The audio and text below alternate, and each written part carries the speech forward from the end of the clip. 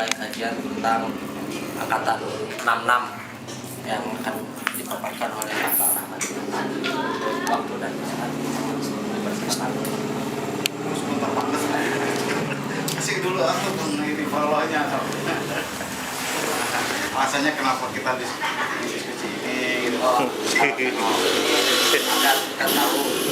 Kita tahu akan sebuah sejarah dari angkatan 66 itu seperti apa perjuangan mahasiswa untuk mahasiswa secara nasional sih membantu rakyat, inspirasi rakyat.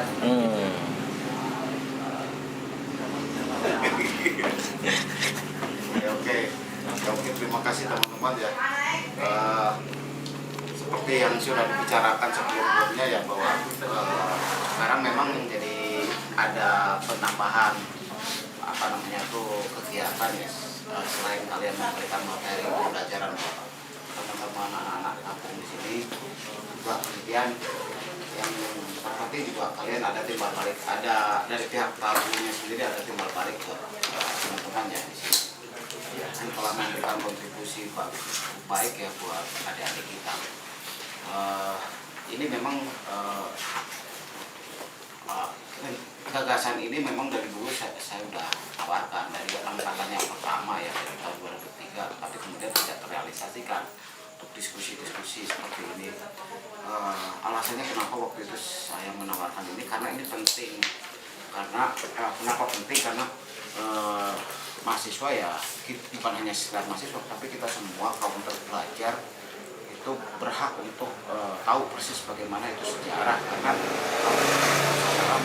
kita bisa menghormati sejarah dan kalau kita tidak menghormati sejarah kita tidak mungkin seperti sekarang ini. Kalau tidak ada zaman reformasi tidak mungkin kalian juga bisa mengumpul karena susah. Seingat saya pada zaman tahun 80-90-an ya, sebelum reformasi untuk kumpul seperti ini susah sekali karena selalu dicurigai, diawasi seperti itu. Nah, itu maka kemudian setelah sekarang kita bebas, leluasa untuk diskusi segala macam, tapi ruang-ruang kebebasan ini tidak diisi oleh regenerasi berikutnya. Ini yang menjadi persoalan buat kita. Nah, untuk itu saya kemarin tawarkan ke teman-teman Agus dan kawan-kawan yang lain, gimana kalau setelah proses pembelajaran kita ada diskusi. Ya setidaknya saya ada sedikit bacaan buku atau kemudian saya juga terlibat sebagai pelaku sejarah gitu ya. Tapi saya memang angkatan 80-90 ke sini. Tapi sebelumnya saya juga tahu dari teman-teman saya bisa jadi aktivis karena juga generasi sebelumnya yang membina saya. Jadi informasi segala macam tidak hanya sekedar dari buku, dari pelaku-pelaku sejarah di angkatan 66 juga gitu ya. Mereka yang memberikan masukan ke saya, sering diskusi. Waktu itu kebetulan saya aktif di Prodem. Ya, Prodem itu forum demokrasi yang diketuai oleh Gus Dur. Nah, salah satunya anggotanya Marsilam Simanjuntak, Rahman Toleng, aktivis 66 semua, Bondan Gunawan segala macam. Nah, terus kemudian juga dari situ juga kenal dengan Buyung Nasution, angkatan Malari ya, angkatan 70-an. Nah, berkaitan dengan gerakan 66 kembali begini teman-teman, bahwa ini semacam paralel aja sih antara tahun 66 sampai sekarang itu seperti apa sih memorialnya gerakan mahasiswa. Nah, setelah perjuangan 45 ya, rakyat semesta melawan kolonialisme, imperialisme asing ya, Belanda di sini dari Portugis sampai ke Jepang, terus kemudian Belanda, dan kemudian lahirlah pemimpin baru, merdekalah Republik ini ya 17 Agustus 45. Nah, sejak itu persoalan perang kita itu belum selesai karena setelah Perang Dunia I, Perang Dunia I, Perang Dunia II, Perang Dunia ketiga itu Perang Dingin, dimana di Perang Dingin itu pertempurannya adalah pertempuran intelijen.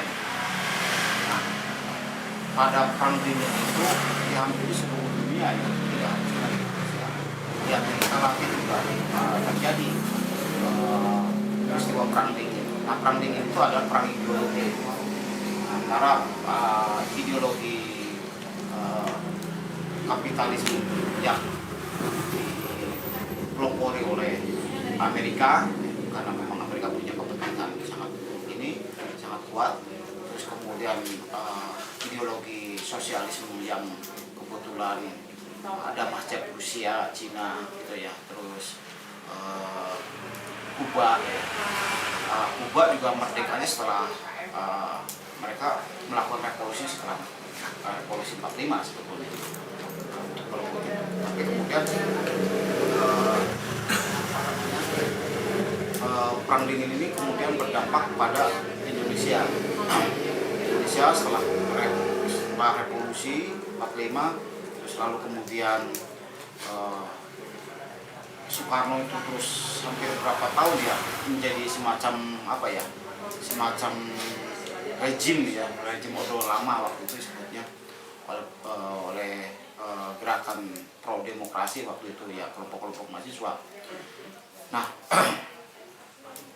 ada beberapa kepentingan memang di waktu itu di mana masyarakat kaum intelektual melihat bahwa kondisi Indonesia setelah revolusi dipimpin oleh Soekarno sekian tahun, tapi kemudian belum ada perbaikan secara ekonomi ya, banyak rakyat miskin, kemudian semua elit partai pada waktu itu meneriakan jargon-jargon keadilan, jargon-jargon kemanusiaan atau kemajuan bangsa atas nama revolusi. Tetapi di sisi lain ada kaum tertindas yang namanya rakyat kecil ya, rakyat kecil. Nah, di sisi lain Soekarno menjaga istilahnya kekuasaannya dengan mengatasnamakan kewibawaan bangsa. Bagaimana ideologi bangsa ini berhadapan dengan ideologi-ideologi yang ada di Amerika dan Cina sebetulnya waktu itu, atau Rusia ya. Nah, kita mempunyai ideologi namanya ideologi Pancasila. Bagaimana Pancasila ini bisa? Ya, cuma kemudian pada perkembangannya komunisme yang beragen pada Cina dan Rusia itu begitu kental kuat, sehingga kemudian apa yang terjadi sebetulnya ini ada hal yang disembunyikan dalam sejarah kita ya, karena pada waktu itu sejarah itu kan sebetulnya siapa yang berkuasa maka kemudian dia bisa membuat sejarahnya sendiri. Nah, zaman Soeharto maka dia membuat sejarahnya sendiri. Tetapi yang namanya kebenaran itu kan tidak akan bisa ditutup-tutupin. Bau asin atau bau bangkai itu pasti walaupun disembunyi-sembunyi tetap aja kecium. Nah, kemudian pada zaman itu memang ada semacam rekayasa intelijen asing Amerika di sini yang ingin menjatuhkan kekuasaan lama Soekarno dan komunisnya pada waktu itu. Karena komunis pada waktu itu sangat begitu kuat sehingga yang dikhawatirkan oleh Amerika itu masuk ke Jepang. Kalau Jepang sudah ideologinya sudah ideologi komunis, sudah ada berapa persen ya, 10% kalau sudah masuk ke ideologi itu ke Jepang. Kebayang kalau Jepang ini semakin lama semakin kuat ideologi komunisnya, sudah bisa dibuktikan bagaimana Jepang pada waktu itu bisa menguasai belahan-belahan dunia ya. Nah, itu yang ditakutkan Amerika pada waktu itu. Maka di sisi lain juga Amerika melihat potensi alam di Indonesia itu sangat begitu begitu bagus. Misalnya yang sekarang Freeport ya di Irian ya, itu memang kelihatan hamparan emas itu sangat begitu bagus, sehingga kemudian Soekarno berkali-kali diberi gelar doktor honoris causa oleh Amerika dan dia selalu menolak itu. Tapi dia dapat beberapa kali untuk sebagai jaminan tukeran gitu loh. Tapi Soekarno tidak bodoh seperti itu yang direkayasa oleh orang-orang Amerika. Nah, tapi kemudian apa yang terjadi supaya kemudian alam lingkungan kita habis gitu loh. Nah, Soekarno caranya seperti apa? Nah, pada waktu itu di masa-masa transisi perubahan antara dari Orde Lama ke Orde Baru. Nah kemudian isu-isu Soekarno itu dimulai isu-isu busuknya itu diciptakan gitu. Misalnya Soekarno itu komunis, Soekarno itu senang perempuan gitu loh. Nah, berkali-kali dia itu misalnya dibuat foto apa yang bermain dengan perempuan, bahkan ada film pornonya gitu loh, film porno Soekarno sebagai bintang filmnya itu, tapi tokohnya siapa gitu. Dia dibuatkan begitu, tapi tokoh sebetulnya itu hanya palsu aja, rekayasa supaya image Soekarno sebagai pemimpin besar rusak di mata masyarakat Indonesia. Karena waktu itu masyarakat Indonesia walaupun partai komunis itu besar, tapi 90% masyarakat Indonesia itu Muslim. Kan aneh. Padahal partai komunis yang terbesar seperti zaman Orde Baru itu Golkar ya, seperti itu. Tapi 90% masyarakatnya Islam. Nah artinya memang ini ada semacam pembalikan fakta sejarah. Nah kemudian kemudian kalau intelijen asing ini, terutama CIA dari Amerika itu memecah belah. Bagaimana caranya? Karena mereka sudah melakukan advokasi dulu, investigasi fakta-fakta kultur masyarakat kita. Setelah terbaca memang masyarakat kita itu adalah masyarakat yang menganut paham agama Muslim ya. Maka kemudian hal yang kontradiktif dengan hal yang ideologis dengan Muslim itu apa? Ya tadi itu anti Tuhan, komunisme itu anti Tuhan kan gitu. Itu dibenturin. Jadi Soekarno diisukan dekat dengan partai komunis. Memang pada waktu itu Soekarno dekat dengan partai komunis ya, yang dipimpin oleh Aidit pada zaman itu. Tapi kemudian selain itu juga isu-isu dia Soekarno suka perempuan, bermain seks segala macam kayak gitu. Itu selalu, terus gila kekuasaan itu selalu digembosin oleh pemerintahan, oleh kaum intelijen Amerika. Nah lalu kemudian di mana letak mahasiswa pada waktu itu? Nah mahasiswa waktu itu sebagai kelompok intelektual yang moralis ya, melihat fakta sejarah, fakta di masyarakat seperti itu, kenyataannya apa yang menjadi pikiran masyarakat mahasiswa di sini melihat memang ada pondasi yang salah dari pemerintah Soekarno, yaitu menelantarkan orang-orang miskin. Misalnya rakyat, jadi Soekarno masih berteriak tentang demokrasi, tentang kewibawaan bangsa, tentang revolusi segala macam. Tapi di sisi lain rakyat masih ada banyak yang kelaparan, miskin. Nah itu pun jadi poin. Dan kemudian yang lagi-lagi adalah isu demokrasi terpimpin yang dikontrakan oleh Soekarno pada waktu itu, dan itu sangat kontradiktif dengan pengertian demokrasi itu sendiri. Karena di dalam pengertian demokrasi itu tidak ada ya demokrasi terpimpin. Demokrasi itu ya cuma ya logika Soekarno pada waktu itu yang dimaksud dengan demokrasi terpimpin itu adalah demokrasi yang karena menjaga situasi pada waktu itu belum. Kalau saya turun pada zaman itu, misalnya saya turun jabatan dari kepresiden, siapa yang akan memimpin ini? Belum ada orang yang bisa dipercaya pada waktu itu. Nah itu yang rasionalitas yang dipikirkan oleh Soekarno pada waktu itu. Tapi kemudian dari sudut lain, para teman-teman kaum muda merasa ini kontraproduktif dengan pengertian demokrasi. Maka kemudian mereka mulai turun. Nah disitulah intelijen masuk ke militer, karena ada perpecahan di situasi, di konstelasi politik di lingkaran Jakarta itu ada perpecahan antara tentara Nasution, Soekarno, sama Soekarno. Nah kemudian itu dimanfaatkan oleh PKI, Partai Komunis dimanfaatkan. Maka kemudian, tapi kemudian oleh oleh militer dimanfaatkan hubungan keakraban antara PKI sama Soekarno itu dimanfaatkan sebagai isu kontraproduktif terhadap nilai-nilai masyarakat Indonesia yang punya jiwa spiritual kayak gitu. Maka sisi lain yang dianggap bolong, dianggap bermasalah itu, pertama Soekarno adalah dekat dengan komunis, dan dianggap Soekarno berpihak pada komunis, artinya komunis itu sama dengan anti Tuhan. kedua Soekarno punya persoalan moral yang tidak baik berkaitan dengan perempuan. Terus yang ketiga dia gila kekuasaan. Itu jadi poin-poin yang digunakan. Terus kemudian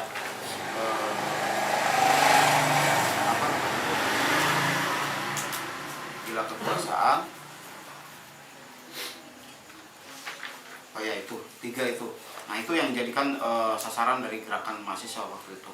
Nah, kemudian si teman-teman mahasiswa yang terutama UI waktu itu, karena UI kan lebih dekat. Tapi tidak hanya UI, seluruh kampus waktu itu ya kayak kampus-kampus yang lain ya, kayak ITB misalnya, atau UGM gitu ya, itu sudah mulai bergerak sebetulnya seluruh kampus tuh. Tapi yang paling dominan memang pada waktu itu karena yang berdekatan dengan itu adalah UI. Nah, kemudian mahasiswa ini mendirikan ormas-ormas ormas kampus, namanya organisasi ekstra kampus seperti HMI, GMI. Itu sudah memang ada yang kelompok Soekarno kayak GMI gitu ya, nasionalis. Ada yang kelompoknya HMI, itu yang kelompok-kelompok Islam yang dibangun oleh kelompok-kelompok Masumi pada waktu itu. Ada juga PMKRI ini yang komunitas kaum Katolik, mahasiswa Katolik. Ada juga GMKI, tapi GMKI kesini. Waktu itu mereka kumpul membahas situasi nasional yang memang semakin carut marut situasinya. Karena carut marut ini diciptakan oleh elit-elit politik antara militer sama kekuasaan Soekarno. Nah, yang menjadi pertanyaan adalah militer di sini adalah Nasution. Nasution ini memang sebelumnya sudah punya masalah dengan dengan Soekarno, karena dianggap oleh Soekarno Nasution ini istilahnya orang Sunda itu lempah yuni, gampang dirayu gitu oleh bangsa-bangsa asing, dalam ini intelijen asing. Tapi ya Nasution ini sebagai senior di militer pada waktu itu.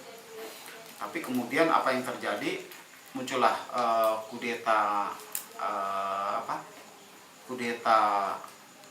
dengan gerakan G30 SPKI pada waktu itu. Nah, gerakan 30 SPKI ini memang lebih menyebutkan sebetulnya targetnya adalah Soekarno jatuh targetnya, dan yang dihancurkan dua. Jadi istilah orang Sunda itu like China herang lalu kena benang gitu loh. Artinya SPKI-nya runtuh, Soekarno-nya juga hancur kayak gitu. Maka kemudian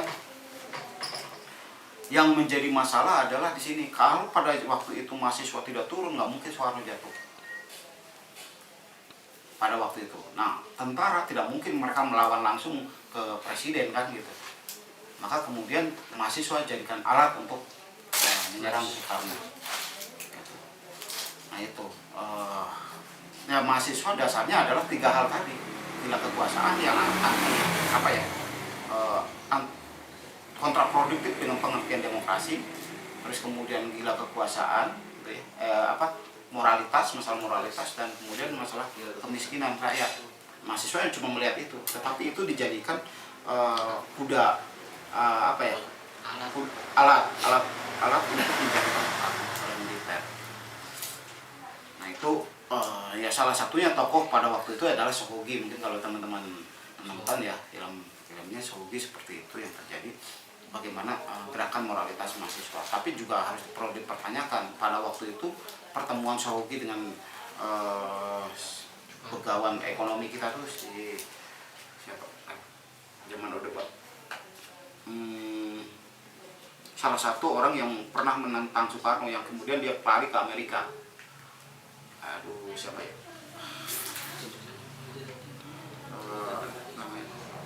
Profesor Sumitro, bapaknya Prabowo sekarang. Prabowo. Nah, si Sumitro ini lari ke Amerika waktu itu karena dikejar oleh dia, sembunyi balik lagi, dan dia memporin gerakan mahasiswa dengan membuat komunitas yang bikin semacam organisasi demokrasi kayak gitu. Nah itu kalau kita sama-sama belajar tentang apa itu tanda ya, kalau di di ilmu semiotik itu kan ada tanda dan penanda. Nah, kita harus lihat apa sejarah itu kan, kalau bicara sejarah bicara fakta kan gitu. Tidak mungkin misalnya benda ini begitu saja berdiri begini. Pasti ini ada tiba-tiba bagaimana dia bisa datang ke sini. Kenapa Sumitro misalnya melakukan seperti itu, dan lalu berhubungan dengan si Shogi. Di sejarah tidak disebutkan misalnya Shogi itu siapa gitu ya. Shogi adalah ditunjukkan sebagai aktivis mahasiswa. Terus Sumitro, perkenalan Shogi dengan Sumitro, perkenalan Shogi dengan beberapa jenderal gitu. Itu tidak diceritakan latar belakangnya seperti apa, pertemuannya seperti apa, kayak gitu. Tapi yang jelas dari sana tetap yang kita tahu bahwa kelompok intelektual tua, muda sama tentara ini jelas menghancurkan Soekarno. Bukan saya berpihak pada Soekarno, tapi kita harus bongkar dulu sejarahnya apa. Di balik yang mensponsori gerakan 66 itu siapa. Nah, ada beberapa bocoran dan saya juga agak aneh ya. Nah, di gerakan itu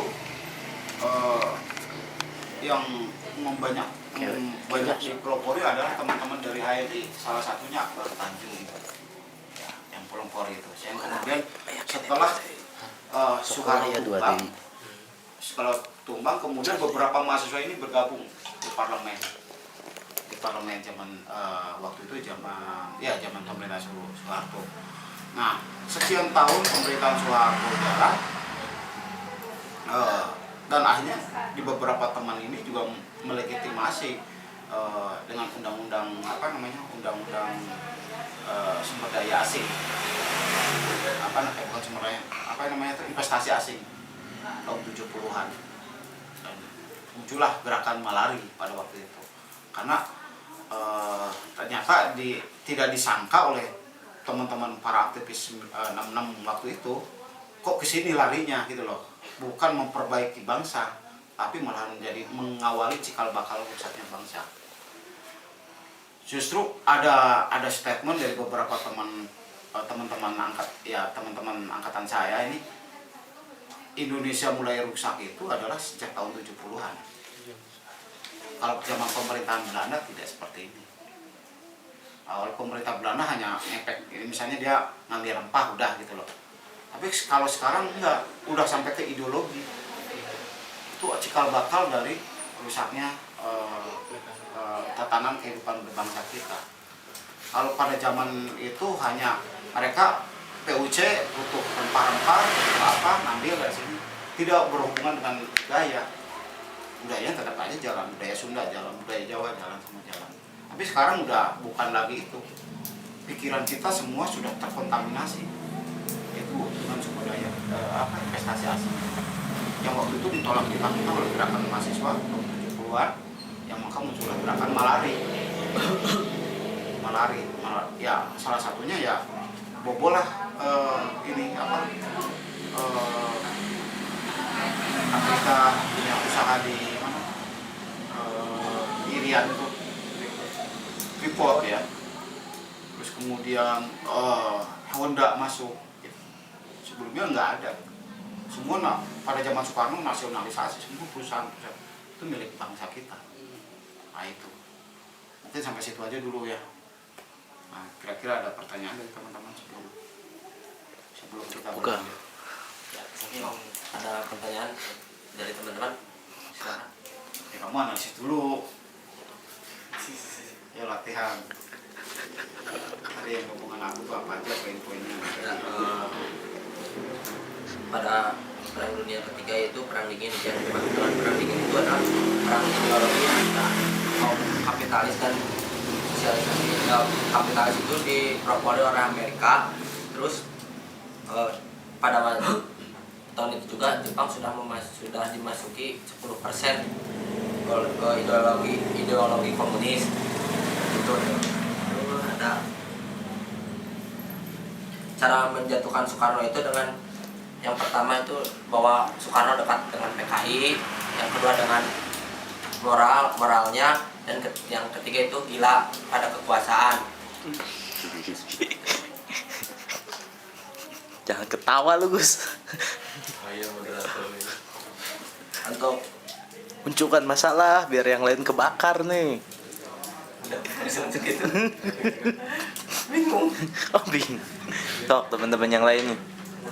Saya bang, ya mau bertanya. Saya tuh pernah baca katanya dalam sejarah udah masuk ke Orde Baru lah. Jadi yang menurunkan Soekarno adalah nanti Ciga bakalan juga yang menurunkan si Soeharto. Ada sambungannya ke sana katanya. Tapi yang saya ingin tanyakan tuh, mengapa pada saat ada orang yang kan pertama itu mahasiswa tuh sangat ini banget lah dengan militer tuh, menurunkan Soeharto, dengan sangat bekerja sama. Tapi tiba-tiba pada saat Soeharto naik dan akan diturunkan itu malah militer yang menjadi sebuah benteng buat mahasiswanya. Ternyata yang ingin saya tanyakan tanggapan abang tentang mahasiswa yang benar-benar pada saat itu menentang Soekarno dan tiba-tiba ada kalau nggak salah namanya siapa lupa lagi yang jadi kuasa jadi menteri itu ternyata ikut juga di pihak Soeharto di pihak jadi menteri, jadi salah satu yang tadinya nolak ke pemerintahan sekarang jadi ikut di dalam pemerintahan. Tanggapannya itu seperti apa? Ya, nah itu artinya gini. Nah, kalau di belajar tentang sejarah itu kan ada logika, logistika dan jadi untuk menelisik ya ada logika silogistika. Nah itu kuncinya. Jadi kenapa begini gitu loh, pasti ada begitu gitu loh. Tidak mungkin begini tanpa ada hukum kausalitas gitu loh, seperti itu. Tidak mungkin ada A atau ada B kalau tidak ada A. Pasti ada apa di A-nya itu, ada apa di balik di persoalan di kudetanya Soekarno itu. Kenapa militer pada waktu itu sangat mendukung mahasiswa ya untuk Soekarno turun dari jabatannya, karena waktu itu memang sebelumnya memang belum ke Soekarno turun isunya. Pertama turunkan harga segala macam, tapi kemudian pada berikutnya Soekarno membangun isu itu supaya tidak membangun isu harga naik itu supaya tidak lari ke persoalan di kekuasaan dia, tapi lebih kepada persoalan nanti konflik horizontal gitu, supaya itu memecah itu sebagai strategi untuk melanggengkan kekuasaannya. Tapi kemudian oleh mahasiswa dengan masukan dari intelijen negara bahwa ini itu hanya sekedar rekayasa, maka kemudian ada satu kesepakatan, artinya pada waktu itu Soekarno harus turun jatuh. Nah lalu bahkan yang menarik itu seluruh tank itu menghadap ke istana.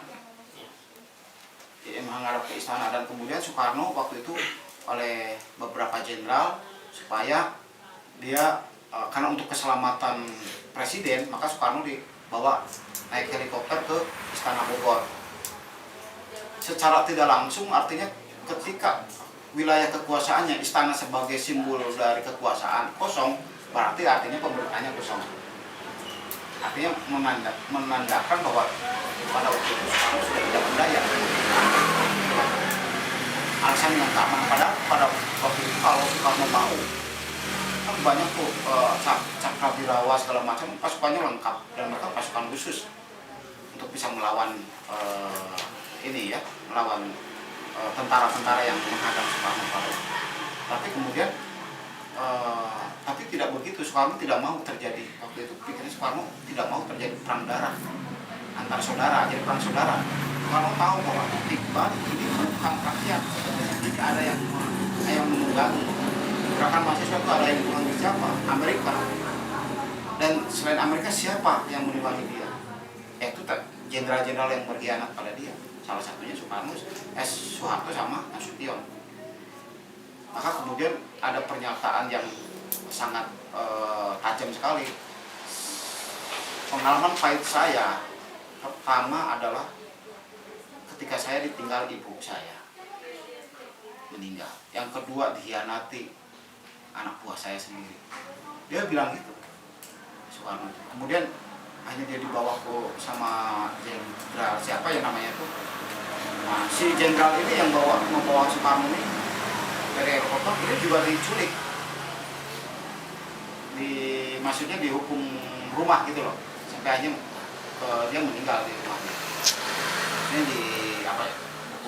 bukan hukum ini, jadi hukum apa ya istilahnya itu bukan hukum militer, jadi dia tidak aktif lagi, jadi tidak kayak gitu. Itu terjadi.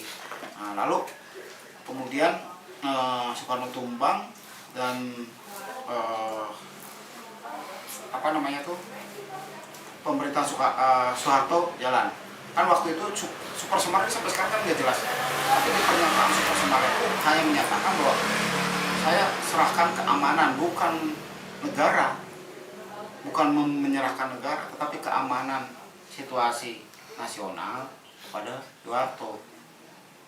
Nah, surat perintah 11 Maret itu sampai sekarang nggak ada. Waktu itu Soekarno menyerahkan itu lewat pesawat. Jadi setelah dia ke Bogor, dia bikin surat, diserahkan ke Soeharto, Kolonel Soeharto gitu. Tapi kemudian entah mengapa surat itu tidak ada sampai sekarang. Nah, sejak itulah kemudian akhirnya disepakati Soeharto menjadi presiden karena tidak ada kekuasaan dalam situasi kan Soekarno di Bogor. Akhirnya kemudian kekuasaan Soeharto. Nah, lalu kemudian pada pemerintahan Soeharto jalan, beberapa orang mahasiswa memang ada yang gabung waktu itu yang menjatuhkan, terus kemudian duduk di parlemen. Dan ketika undang-undang dibuat tahun 70-an, undang-undang sumber daya asing, investasi asing, maka kemudian gerakan mahasiswa malah dihadang oleh aparat.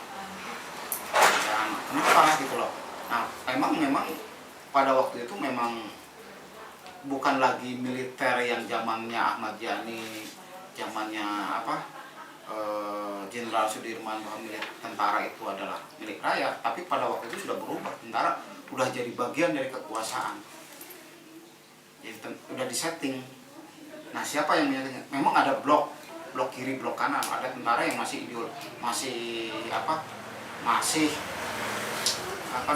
masih mengabdi pada Soekarno, tapi sudah tidak punya kekuatan apa-apa karena dia tidak punya kedudukan. Nah, beberapa jenderal lah ya waktu itu yang dekat sama Soekarno diasingkan, ada yang kemudian dipenjarakan, dihukum, dianggap PKI gitu loh. Nah, dan terutama dari Angkatan Udara, waktu itu Angkatan Udara sama sekali memang karena ada salah satu jenderal dari Angkatan Udara yang ikut di PKI waktu itu, yang dia itu hanya solidaritas pada Soekarno, bukan PKI. Nah, terus kemudian beberapa jenderal yang solid pada Soekarno pada waktu itu mati semua di peristiwa ketiga PKI. Seperti itu. Jadi alasannya kenapa tentara tidak berpihak pada mahasiswa pada waktu itu tidak konsisten, karena memang mereka diciptakan oleh pemerintahan, yang mereka melakukan kudeta karena mereka punya tujuan. Nah, kemudian sejak itulah Indonesia diberi ruang oleh pemerintahan Amerika, ya, diberi ruang oleh pemerintahan Amerika untuk belajar di Amerika. Nah, hanya beberapa orang dari perguruan tinggi itu sekolah di Amerika sampai dapat gelar doktor segala macam.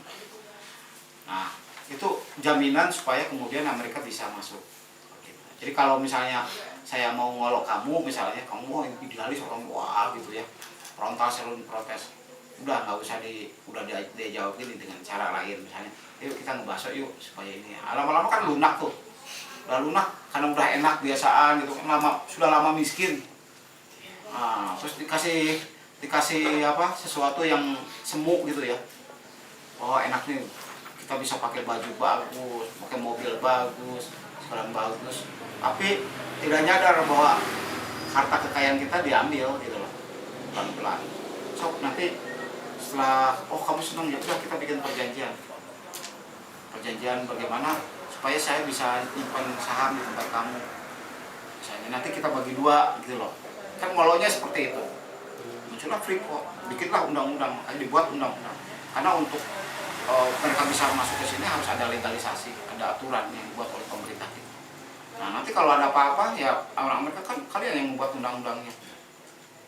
Kita bikin perjanjian untuk Freeport, kan kita bagi-bagi. kan begitu. Padahal keuntungannya sangat besar buat mereka seperti itu.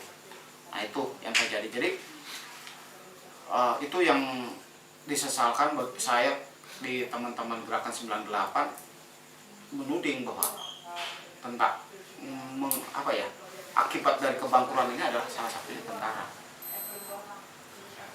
militer militer yang dikomandoi oleh Soeharto, oleh Orde Baru. Karena waktu zaman itu maka muncullah pemerintahan rejim Soeharto yang didukung oleh militer. Ya maka pada zaman itu setelah Soekarno ya rejim militer ini mereka ada yang oleh Soeharto supaya anak buahnya terus berpihak, maka ada yang diangkat jadi gubernur, wali kota. Waktu zaman itu nggak ada istilah-istilah kayak sekarang. Ini jenderal udah kamu Ali Sadikin kamu jadi gubernur, oh ini kamu jadi gubernur, kamu jadi wali kota, udah jadi yang tunjuk itu. Dan itu militer semua. Nggak ada yang tidak militer sampai lurah. Pada zaman ada sih sekolah itu ada beberapa sipil tapi nggak begitu, hanya jadi sekda, hanya jadi apa. Tapi hampir semua coba jadi lacak di pemerintahan kita hampir pada zaman itu militer yang berkuasa. Maka kemudian mereka kuat. Jadi udah dikasih keenakan udah jadi berkuasa. Jadi seperti itu. Ya, kita Paham nggak? ada yang mau bertanya lagi? Bang Bang, tentang kenyataan sejarah yang terjadi di masa kita, apakah secara langsung ya itu udah ditutupi dari sebuah kebenaran? Apakah tidak ada seseorang yang mengungkap atau meruak kenyataan yang terjadi, hal yang sebenarnya di balik fakta sejarah itu sendiri? Dan kenapa bangsa kita, terutama misalnya ahli-ahli sejarah, tidak ingin mengungkapkan itu, gitu?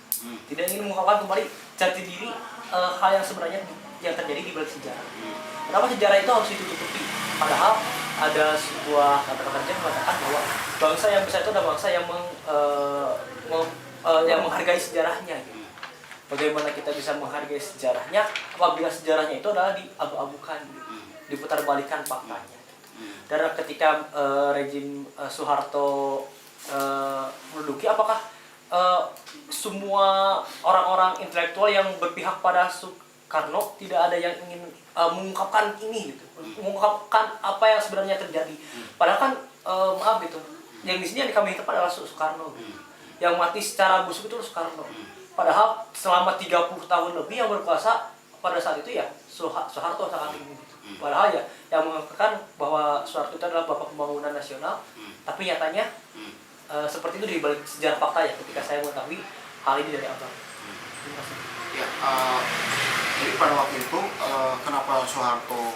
bagaimana Soeharto membangun kekuasaannya, yaitu dengan dia membangun fondasi-fondasi militer, sehingga kemudian pemimpin daerah itu dikuasai oleh militer. Nah, kemudian Soeharto juga membuat peta siapa yang dikira dianggap membangkang, ya. Itu disejajarkan dengan komunis.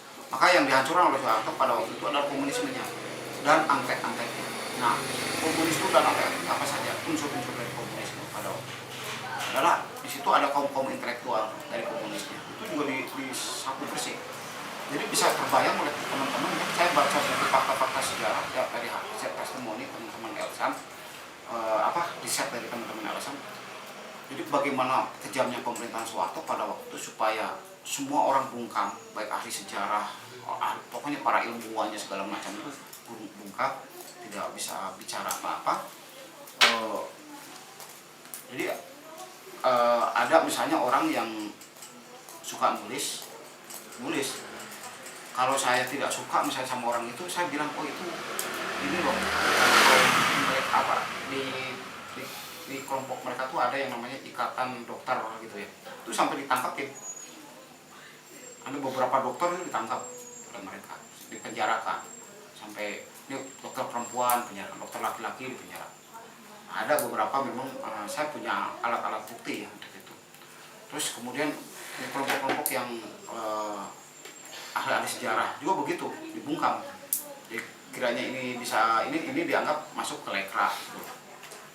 Ini ada seniman-seniman yang temanya tuh kayak gini nih. Kalau saya zaman itu udah ditangkap ini gambar-gambar kayak gini. Padahal saya tidak ada hubungannya dengan komunis misalnya. Tapi tema-temanya yang berbau-bau kerakyatan itu ditangkap.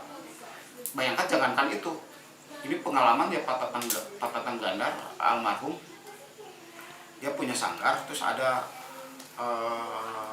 teman. Oh, bukan. Ada orang anak muda nongkrong hujan gitu ya. Hujan terus dia nongkrong di halaman rumah orang Lekra, ditangkap. Padahal dia hanya berteduh, ditangkap dan dia dipenjarakan 14 tahun dia dipenjara di Pulau Budi. Padahal dia tidak ada hubungannya, anak muda. Sampai akhirnya kemudian dia saking kesal, nah waktu dia diperiksa sama Sudomo, nah itu hidungnya kan begini, nah dia ditampar si Sudomonya, tambah lagi 4 tahun jadi 14 tahun.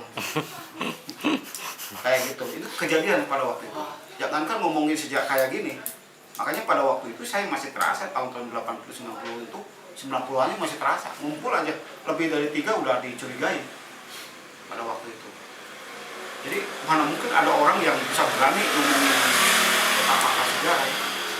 Jadi semua stigma PKI itu adalah musuh rakyat dan musuh negara. Jadi sebelum sama negara, sama rakyat itu sendiri, tetangga sendiri dijauhin. Saya dulu orang yang cukup berani ya pada angkatan 80-an. Saya nyetel pidato Soekarno keras-keras gitu. Wah, udah saya dituding apa-apa. Tapi ya untung ada beberapa yang nge-backup saya, jadi aman gitu loh. Kalau enggak saya udah hilang. Saya setel pidato Soekarno gitu. Sekarang nyetel pidato Soekarno teriak-teriak juga di masjid, nggak apa-apain. Dulu nyetel Soekarno misalnya Pancasila, ngomong Pancasila, padahal kita ngomongin Pancasila. Oh itu boleh dicurigai kalau ada Soekarno-nya. Itu. Jadi boro-boro kita membongkar tentang sejarah yang itu ya. Sehingga kemudian bagaimana Soeharto mengelabui rakyat. Bahkan dia membuat film bagaimana G30 SPKI terjadi. Dan itu saya ingat semua anak sekolah setiap 30 September wajib nonton film itu di sekolah. Jadi diliburkan sekolah itu, jadi belajar libur jadi nonton film itu. Jadi untuk membangun ideologi anti komunis, bahwa komunisme itu adalah stigma yang paling buruk gitu loh di masyarakat. Jadi buat seperti itu pada waktu itu. Nah, jadi begitu beratnya bagaimana orang mengungkap fakta-fakta sejarah yang dilakukan oleh Soeharto. Ada sih beberapa mahasiswa yang datang malari, Bu Nasution salah satunya yang berani ya vokal pada waktu itu.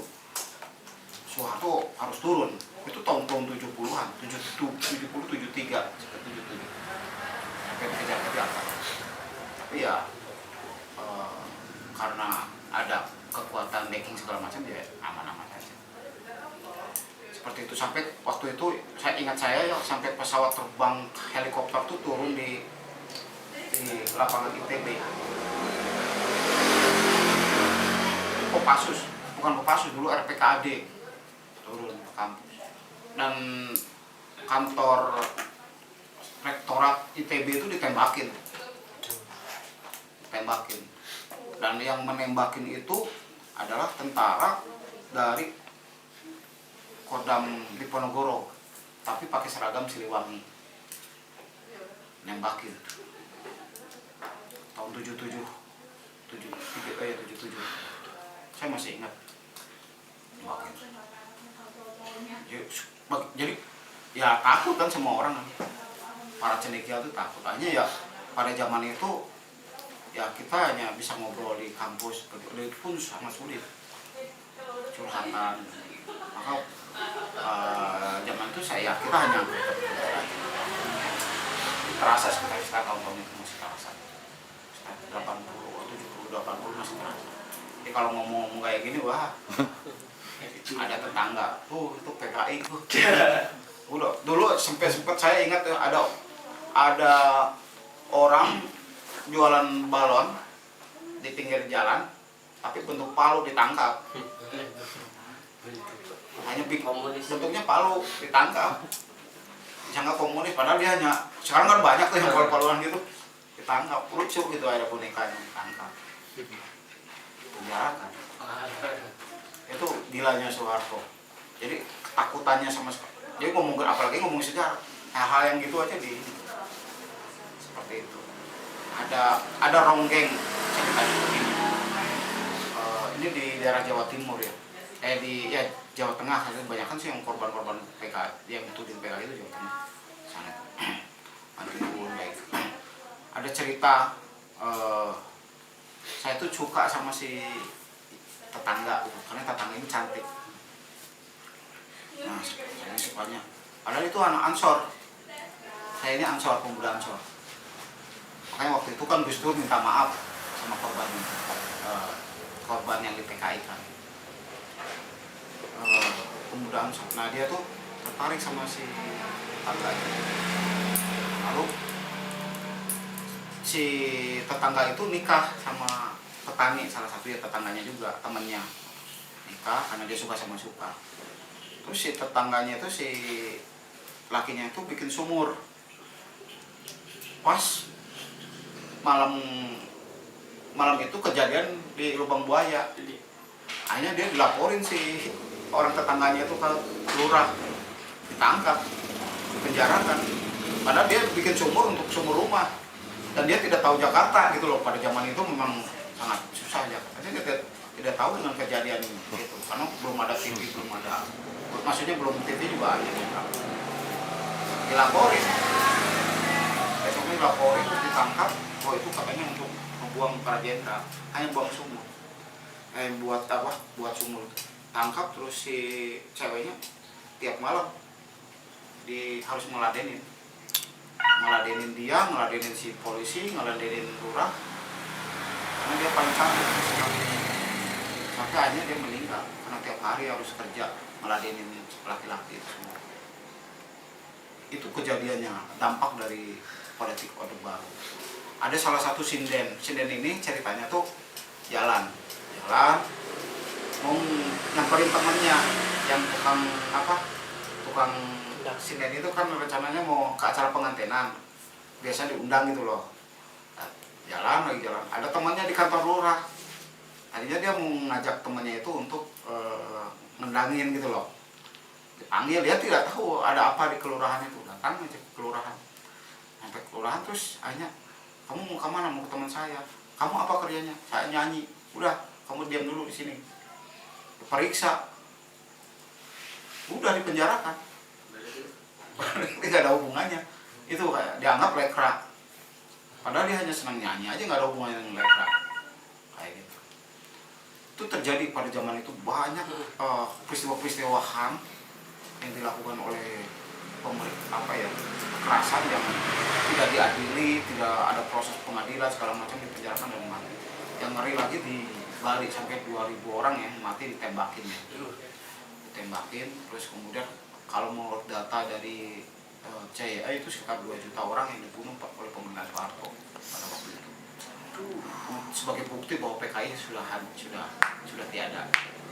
Jadi alat bukti laporan ke Amerika itu adalah bukti data nyawa orang bangsa Indonesia yang dijual oleh Soeharto. Makanya PKI. Padahal banyak petani yang tidak tahu. Maka orang Bali sangat tidak tahu.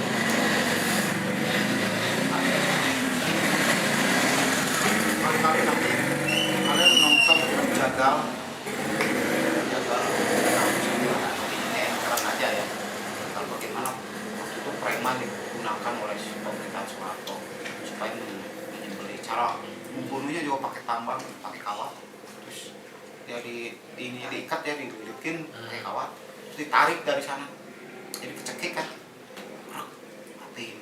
Wah, itu sama preman-preman, ormas pemuda. Nah gitu. Saya ada filmnya. Kayak gitu, itu banyak terjadi. Jadi pemenang. Jadi bagi orang yang kritis, yang ngeri kan menghadapi kayak gitu. Begitu ceritanya. Oke. Ya. Ada lagi tanya?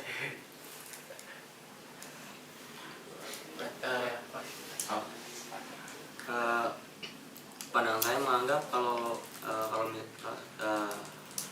setelah kemerdekaan Indonesia, Indonesia bakal baik, itu berjalan dengan inilah merdeka lah. Arti kata merdeka kan bebas, jadi tidak ada lagi masalah-masalah yang akan hadir. Ternyata setelah merdeka pun ada beberapa masalah, bahkan banyak sekali masalah yang terjadi, termasuk perpecahan antara Soekarno dengan Nasution dan Soeharto.